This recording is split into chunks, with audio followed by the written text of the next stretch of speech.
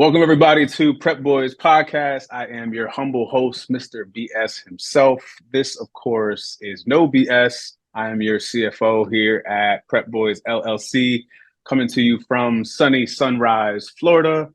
Here with me is not our resident expert, OJ. He is under the weather, so he's going to miss out on today's episode, but that's okay. We have next in line also with us, the front man to all our wonderful potential and current customers, the forever remote jet lag Jay. That's me. What's going on, bro? How are you? How's it going? How's it going? I mean, I can't complain. It's a Friday for me. I'm moving tomorrow into a brand new apartment complex, a luxury apartment complex. I'm excited about that. Well deserved. Yeah. Last pod, we welcomed you onto the episodes officially, although you've always been sort of in the background. Got a chance to really tell like your coming into Amazon story. We talked like some process improvement conversations, quick little peek at 2024 goals. And of course, we always, loop in the Prep Center. That's what we do here, keeping it Amazon topics. For this episode, we're gonna title this one 2024 Strategies for Amazon Success. I did, however, want to make it a bit more general this time around. Get away from specific Amazon strategy. I know we've talked that and covered some of those in some previous pod episodes. So we'll get a bit more general, a bit more all-encompassing, but of course, we'll keep it resale-based. I wanted to get into a little bit of the family life. You recently had a daughter. She's how old now? It'll be 18 months next month. Time flies. Time's flying. Yes, sir. So I know that must have, affected things. It went through a big move. So, a lot of outside factors that, take precedent if we're being honest, right? Like that's the first and foremost. So how has that sort of impacted your Amazon journey? Well, to be honest, it slowed it down a little bit. Like you said, I had to relocate back home to Connecticut. I got a new job at the same time. The family expanded at the same time. I had to look for a dad mobile because I had a two-door, and that's definitely not sustainable for having a family. So there was a lot of change at once, and it did impact my Amazon business a little bit. Actually, a lot, because there's a few programs that I suspended. I actually took myself out of the Discord group for a little bit just to, focus on the number one priority now. Yep. You're back in those Discord groups now. Like you kind of reset yourself a bit. Yep, got back in groups, trying to be more active in those, and planning for better goals in 2024. Okay, yeah. I mean, I asked those questions selfishly because I'm expecting, as you know, this April 2024. So, not only am I going through a move like you did, but I'm also again expecting a child, and so I know things are gonna get a bit crazy. So. Always leaning on other people who have gone through it. Can you share with us any ways in which like your other family members have sort of contributed or helped along with that success, whether that's grandparents sort of helping out with babysitting or the missus, things she can help you with around the house, and how that sort of pans itself out? I think we're going to have to change ourselves from prep boys to prep dads.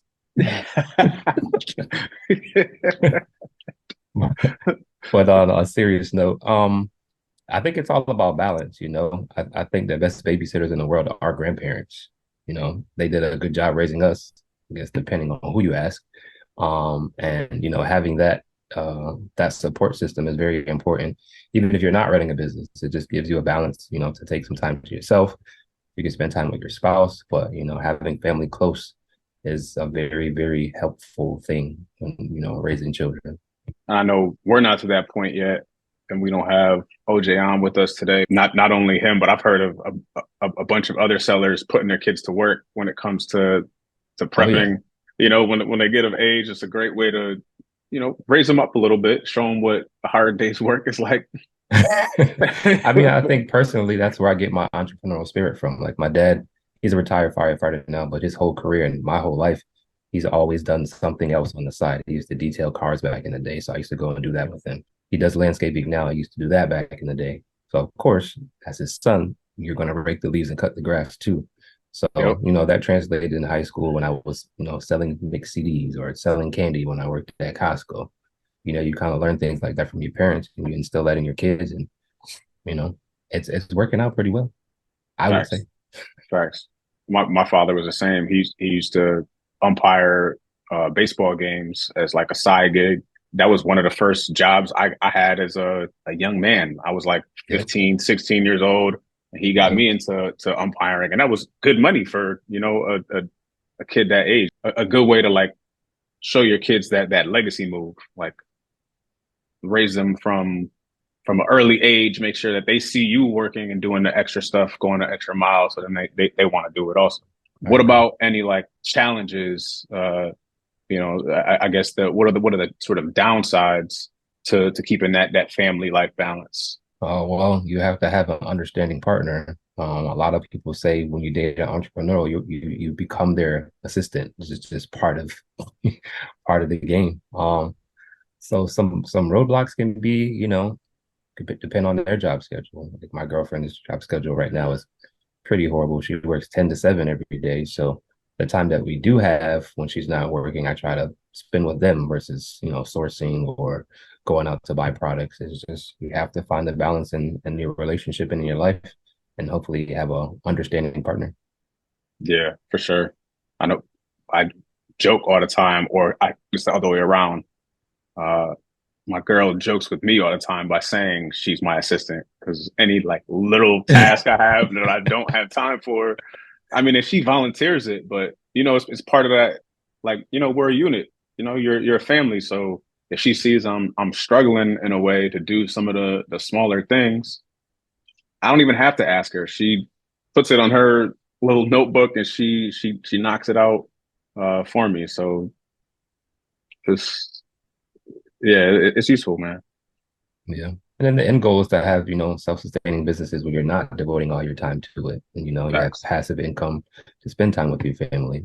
Big facts. So, do you have any advice, I guess, you would give to sellers who are sort of struggling with that piece of it? Maybe rather than it being like a collaborative thing with their significant other or their family, whether it's parents or even, those who have kids and maybe they feel like they're spending time away from kids. Is there any way you could offer some advice to them, I guess? I think this is something OJ either taught me or talked about before on the pod, and time blocking is very important. Set a schedule on a daily basis, on a weekly basis, giving yourself time to devote to the business, giving yourself time to devote to yourself and to devote to your family. At the end of the day, yeah, it's good to make money, but money isn't everything. Family is first, in my opinion. I agree. I agree. The best thing I guess say I think we've already said, which is try to incorporate them somehow. I know Mhm. it's hard if you have like an infant or very young kids, obviously, but as they get older, if you can incorporate the kids in any way, that's to me the best route. Or if you don't have kids and it's just you and your significant other, do it together. Figure out a way that you can maybe not make it fun, but try your best to make it fun and make it work. And to be honest, if they don't want to do it, I wouldn't force them to do it. Just True. that'd be the time to yourself. And you can spend time with them other ways. I wouldn't say anybody's obligated to help you, but it's nice to have your partner help you with stuff like that. Big facts. Big Mhm. facts. Again, the episode is called 2024 Strategies for Amazon Success, sort of the personal strategy, the home life there. Let's talk about cash flow a bit. Are there any strategies that you employ to maintain positive cash flow in your Amazon? I think one of the things I did at the beginning of my Amazon business is I set a predetermined amount of money that I wanted to use for my personal accounts. And on a monthly basis, I would try my best to track and make sure I was, spending accordingly. That didn't happen. It's hard. To be transparent, it's very hard, especially when you get like a lead that's really hot and you want to buy a whole bunch of them, and then sometimes things aren't popular anymore and sales slow down. So you just have Yep, to be mindful of your spending and tracking, and put systems in place to keep you in line. for sure. Because it's easy to follow your strategy or process when things are going according to plan, but Mm-hmm. it's when things aren't going according to plan that things get a little sticky. I know for for me, and I'd say to anyone who's really starting out, because when you're trying to grow, I think a lot of people want to reinvest everything they have into their business, which, you know, that's a decent strategy for growth, but there's also a lot of risk in there. And so I would say, number one, figure out some sort of balance, whether it's 30%, 30%, 30%, 10%. And you take 30 and you say, I'm going to spend this of profits. This is my reward to myself. But then also make sure you're saving money. Take 30% and put it in a bank account. And you put me onto this, the high yield Oh savings. yeah. Yep. Who are you using, by the way, for your high yield? I'm using Amex. I think they're like 4.5% APY right now. So I'm Okay. making some good money just putting money, parking money in a savings account. Yep. Same. I think I'm Hmm. using Upgrade. It's like 5%. Yeah, there's some that are higher. I Yep. think Apple But has a good one too. taking that cash, at least some of the cash, and saving it for a rainy day, and then take the other 40% and reinvest that into your business. If you're number one, you want to make sure that you have money for the rainy day. Number two, you want to make sure that you're happy in your progress. And sometimes if you're not spending any of the profits, it's easy to trail away from it. It's something you got to put some time and thought into, and set yourself up for success again when things aren't necessarily going well. I think you forgot Um, one. Put some money away for taxes. oh, big facts, big facts. I think Always that put some money away that for Uncle Sam. no, for sure, for sure. Is there any way that you think using a prep center and efficient inventory management can aid in keeping a positive cash flow for your business? Oh, for sure. As we all know that I'm not currently working at the prep center, but I do use the prep center personally for my Amazon business.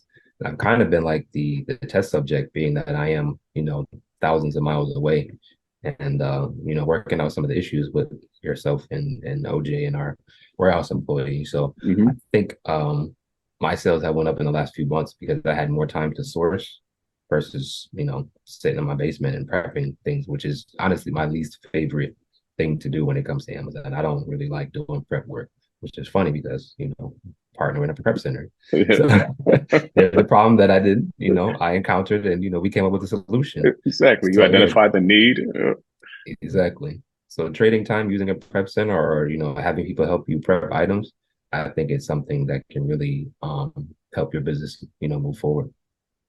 So do you think that helped with actual cash flow though? So was it like the just an overall sales increase, or per unit, which is more dollars? How did that sort of tie into the getting you I more think cash on hand? I had more time to source products, which led me to, get more products through the fulfillment centers. And as far as the cash flow, I think it's about the same. Um, like we said on the last podcast, I have a lot of restructuring to do in my business, and I've kind of like need to get out of the habit of buying a whole bunch of stuff and then not buying, and then buying a whole bunch of stuff. I need to be more consistent in my Yep. purchasing, so the cash flow is there when I'm ready to buy more stuff.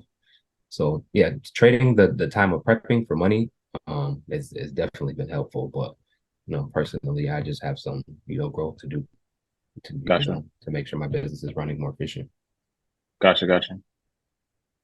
So I guess that leads me into my next question. Can you sort of go over the importance of budgeting and financial planning in your business to keep things going uh, smoothly, consistently, rather than sort of that up and down you were just talking about? Yeah, I think you have to just do a lot more homework when it comes to buying products, making sure that you're buying things that aren't going to tank as soon as they get into the fulfillment center. Again, do your research, learn how to use programs like Keepa and Seller Amp, and just do your due diligence. That's another thing that, I was like, oh, these items have $50 in profit, but they're only selling 20, 30 units a month, which isn't too bad.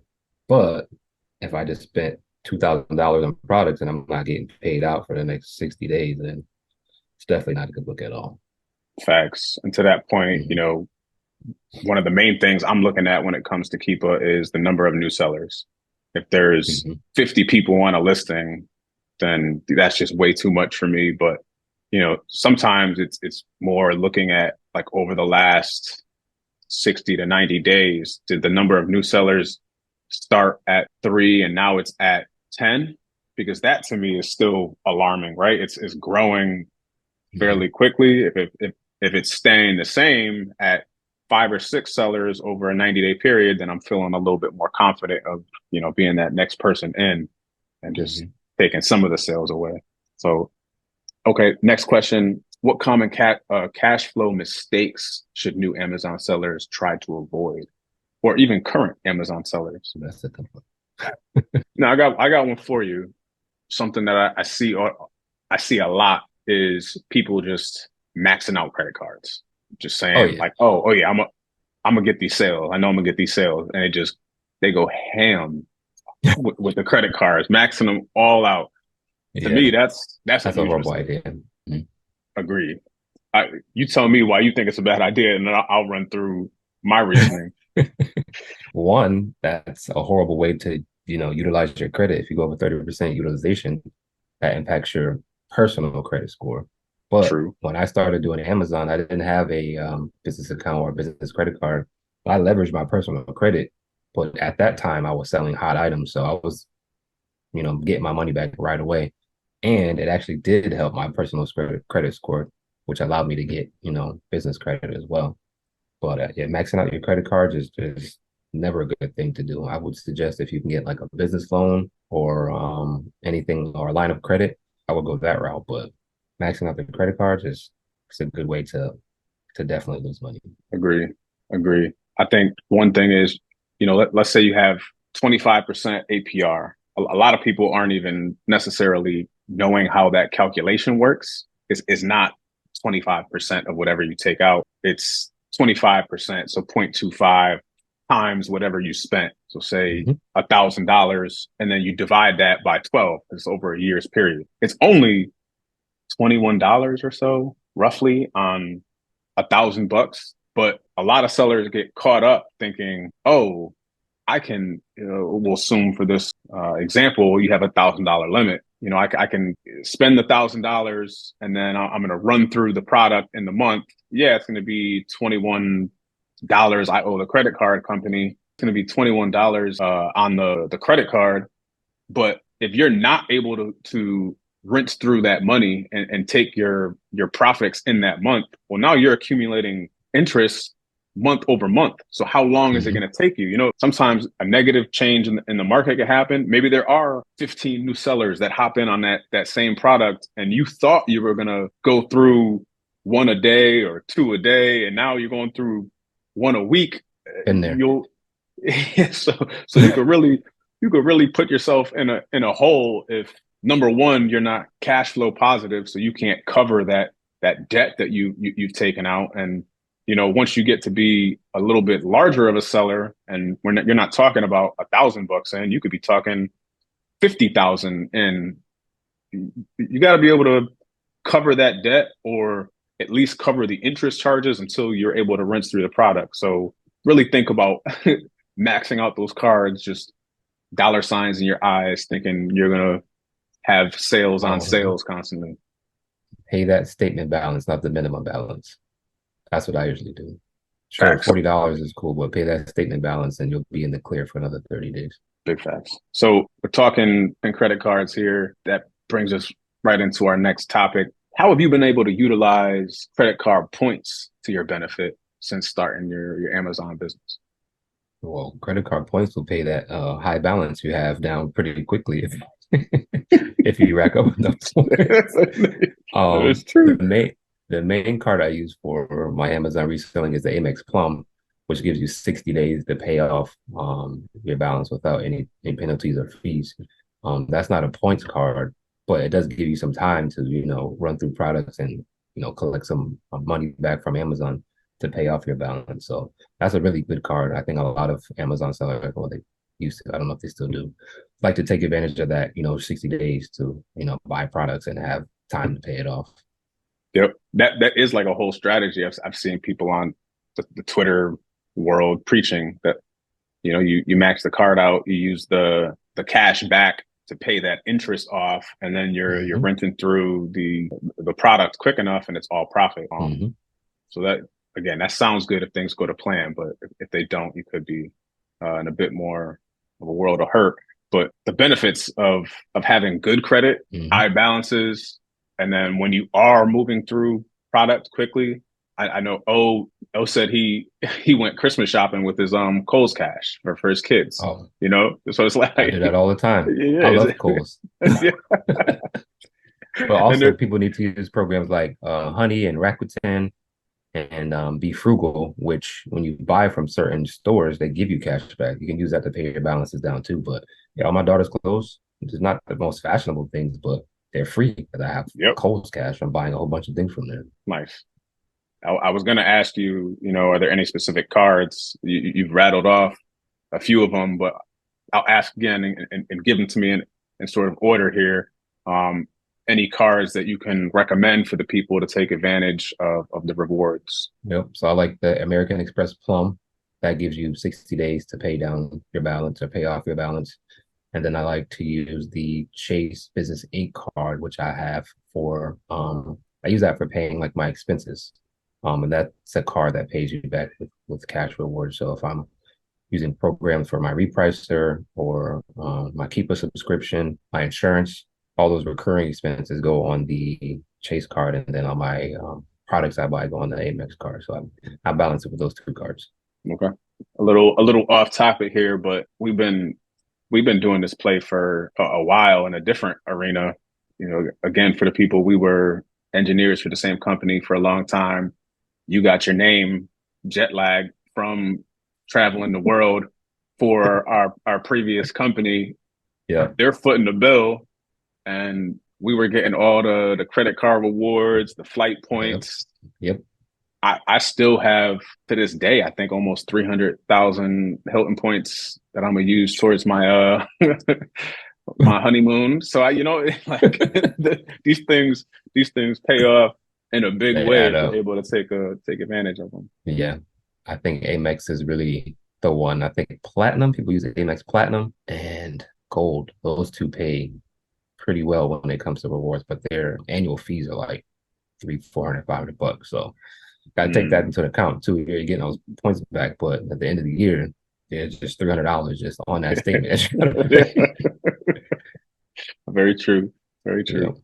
Okay, so again, we're sticking to it. We're talking 2024 strategies for Amazon success. We're going to some different strategies, not your typical Amazon specific strategies. As we just walk through some of those examples, I want to get back to 2024 as a whole. I know last time we talked a little bit about some goals that we had. I wanted to ask you, what approach do you take in setting realistic goals for yourself to hit, whether that is in your Amazon business or any other professional avenue? I think I do instead of planning forward, I kind of go to the end goal and go backwards. So say I want to do Mm, 300,000 in Amazon sales and revenue next year.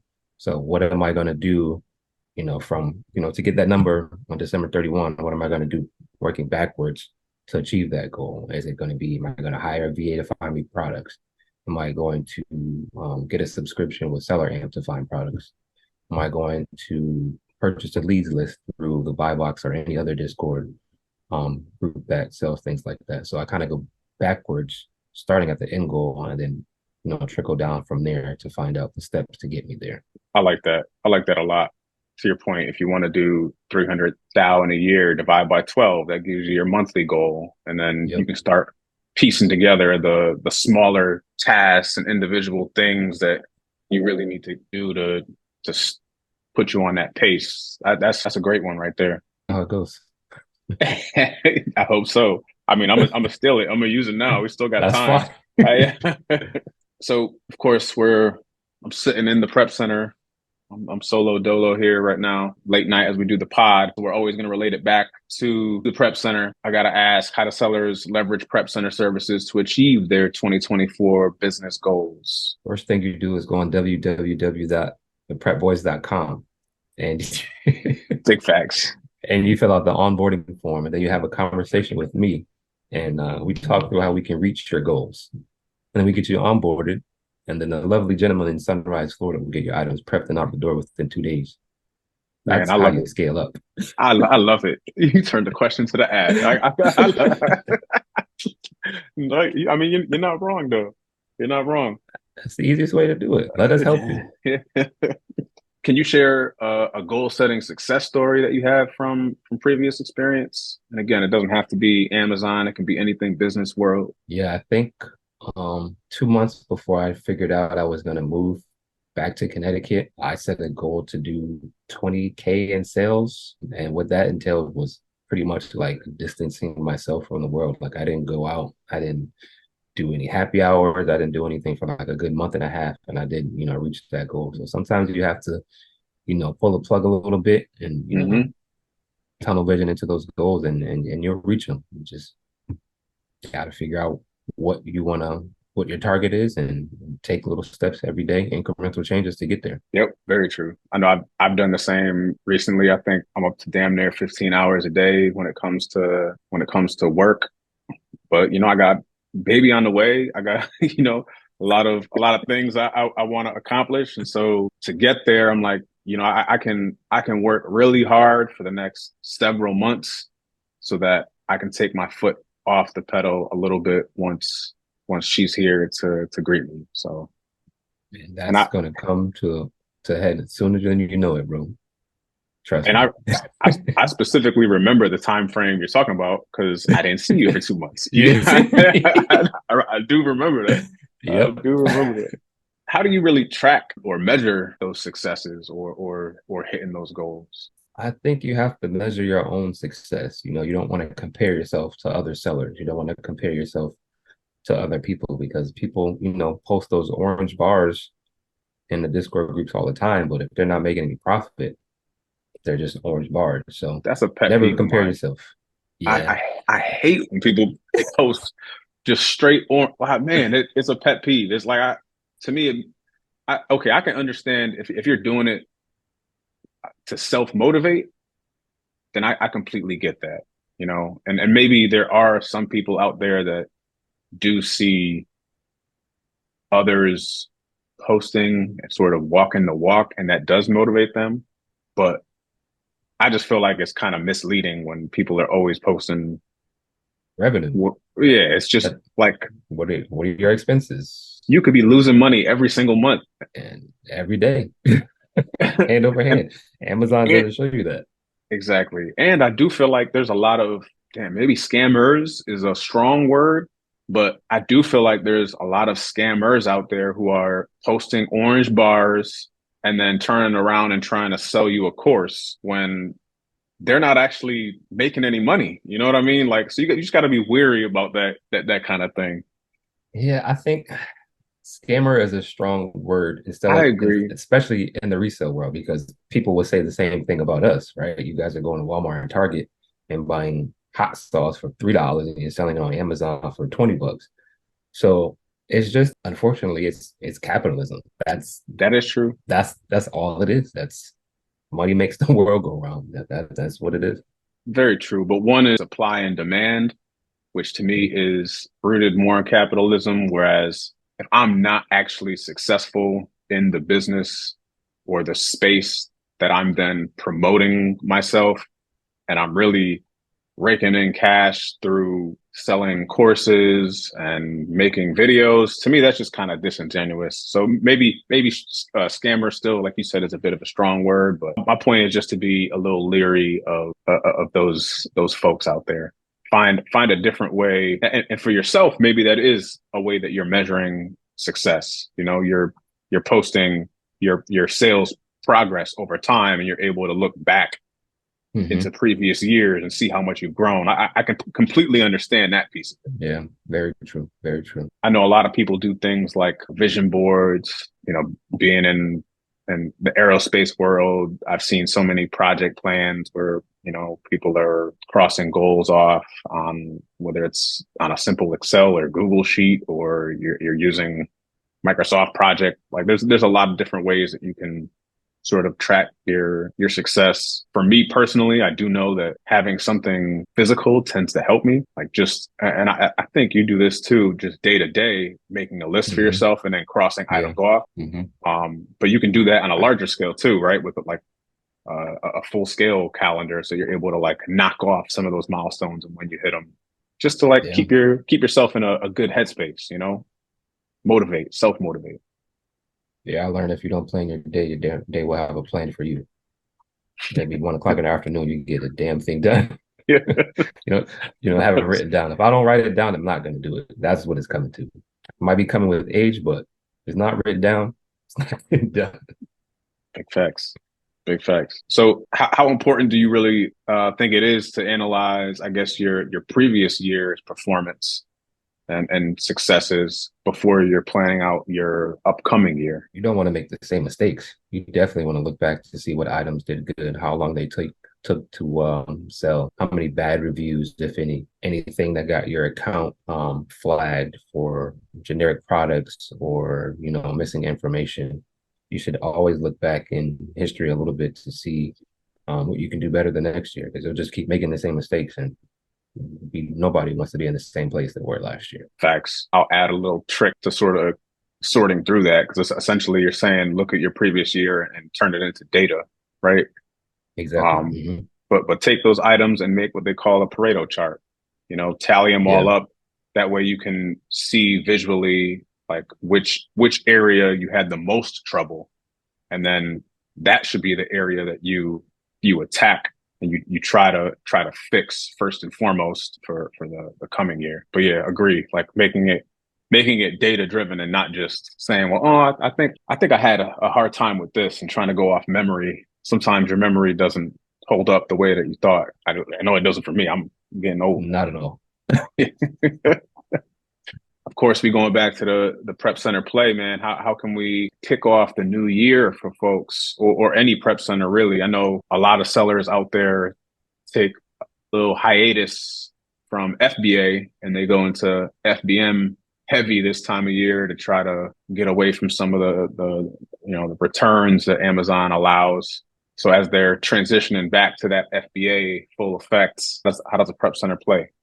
Like most people say, feed the beast, don't stop sending products in. There's always going to be people buying stuff on Amazon. Gift card season is upon us.